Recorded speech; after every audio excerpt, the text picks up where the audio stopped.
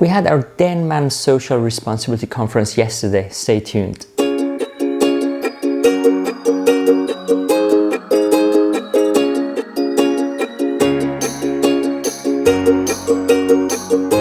Hello ladies and gentlemen, my name is Reza Roudsari. I'm the Director of Undergraduate Education at the School of Dentistry, University of Manchester, and thanks a lot for joining me on yet another episode of Manchester Molars. Now, I'm going to start this episode with two very important reminders. First of all, whenever you come to the dental hospital, whether you are clinical or not, make sure you gel your hands at the staff entrance door and put one of the masks on, please. And second, now our clinical students are able to use Chameleon system to go ahead and have direct access to our patient waiting list. Having said that though, however, just be careful that you do not contact patients until the patients are assigned to you. We had a number of complaints from our patients whereby they have been contacted by 5 or 6 students. Essentially, this is what happened.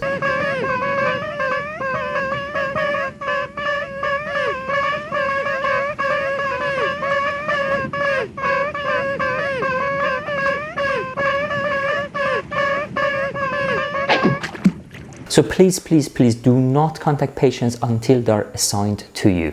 So this year, our DenMAN Social Responsibility team yet again managed to set the bar very high with an excellent conference yesterday. So after you gelled your hands and put your mask on, please come and join me on an exclusive interview with the President of the Society, Katie Huane.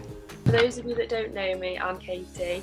I'm a final year dental student at Manchester, and I'm also the president of the DenMAN Student Society. I particularly want to thank you for the First Language project, which was highly commended by our Social Responsibility Making a Difference Awards.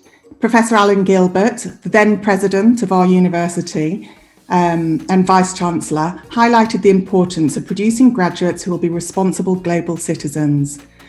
And I think now you will agree that 17 years later, it's arguably even more important that our students develop as global citizens. One of the key goals for the First Language Project is to prevent language being a barrier to healthcare equality. And our mission is deepen the knowledge, have a deep sense of community service, bridge the gap between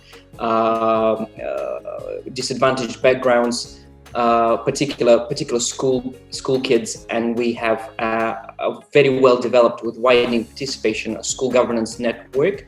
We went on Wednesday evening and we gave a presentation to the group, and we talked through issues around dental treatment and things to kind of look out for.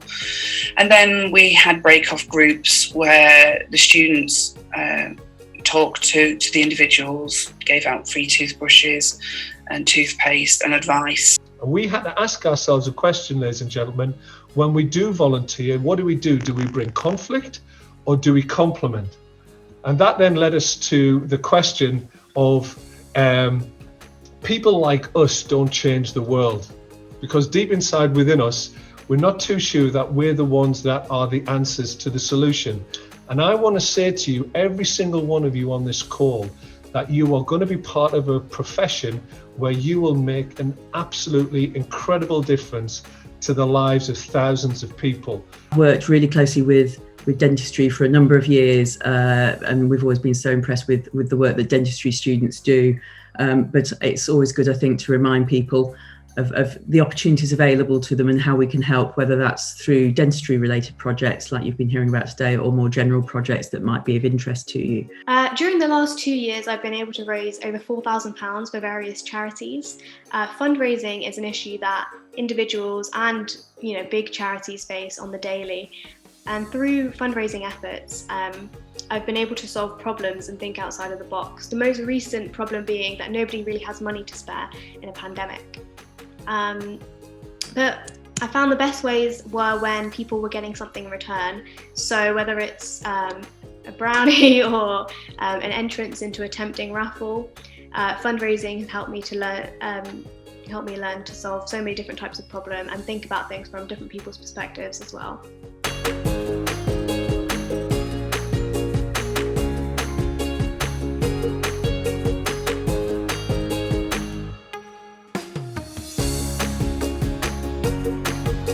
Hi Katie, how are you today? Hi Reza, I'm well, thank you. How are you? I'm very well, thanks for asking. Now, first of all, thanks a lot for accepting my invitation to come and tell us all about DenMAN. Now, obviously, I know that the conference was very popular, but for those students who missed it or they're not sure about what this DenMAN conference is all about, would you like to tell us a little bit more about it, please? Yeah, of course. So DenMAN is actually a Manchester student-led society, and its core ethos is around promotion of dental education and clinical treatment for underserved populations both locally and overseas. It was founded by our very own Dr. Ari, who most people will know from being in and around the dental hospital. And some people might have heard of our projects that we've got going on. So we work closely with the Homeless Healthcare Charity, as well as the LGBT Centre in Manchester. And we also work closely with Team Gulu in Africa as well. We're also extremely proud of our first language project, which was highly commended at the Social Responsibility Awards last year. And Rachel, who is the project manager on the committee, actually spoke about it yesterday in the conference, and that was very well received by our students, which was great. But overall, DenMAN is a really great society, and I'm really proud of the committee and all of the hard work that they've been putting in this last year. That's lovely to know, Katie. Thank you. You mentioned about the first language. So could you tell us a little bit more about this project, just out of my own curiosity, please? Yeah, of course. So the first language project is run by our dental students who may speak more than one language, and they provide oral hygiene and general health advice to members of the community whose first language may not be English. That's lovely, thank you. So you had the conference very recently. Could you tell us a little bit more about the conference, please? Yeah, so we had our annual conference yesterday and it was really successful, with over 200 people attending, which was amazing. And even more amazing was the students from the University of Ghana who joined us, which made the conference a global one, which was, it was really great. We had a great lineup of speakers yesterday, including Dame Nancy Rothwell, who is the Vice-Chancellor and President of the University of Manchester. We had our Head of Division, Prof Glennie, with us as well yesterday. Dr Kushner spoke to us about his work within primary schools. Dr Cunliffe spoke about her work in the LGBT Centre in Manchester.